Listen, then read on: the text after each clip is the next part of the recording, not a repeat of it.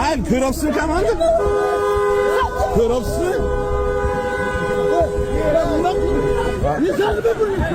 Ijtimoiy tarmoqlarda bir qancha qashqadaryolik fuqarolarning ichki ishlar xodimlari bilan tortishayotgan videosi tarqaldi. Voqea yuzasidan esa rasmiy ma'lumot berildi. Unga ko'ra, voqea 2026-yil 25-fevral kuni Qashqadaryo viloyati Muborak tumani bozorida sodir bo'lgan. Mavsumiy bozorda 4 ta fuqaro savdo qilish uchun joy talashish oqibatida o'rtalarida janjal yuzaga kelgan. Ushbu janjalni bartaraf etish va jamoat tartibini saqlash maqsadida voqea joyiga yetib kelgan hududiy profilaktika inspektori va 2 nafar qo'riqlash xizmati xodimlari fuqarolar bilan suhbat olib borib, jamiyatda yurish-turish qoidalariga amal qilishni tushuntirganda, mazkur fuqarolar ichki ishlar xodimlarining qonuniy talablariga bo'ysunmasdan faol qarshilik ko'rsatishgan. Holat yuzasidan Muborak tuman sudi tomonidan O'zbekiston Respublikasi Ma'muriy javobgarlik to'g'risidagi kodeksning 183 va 194-moddasida ko'rsatilgan huquqbuzarliklarni sodir etgan shaxslarga nisbatan tegishli tartibda jazo chorasi qo'llanilgan. Siz bilan Qashqadaryo tezkor 24 bo'ldi.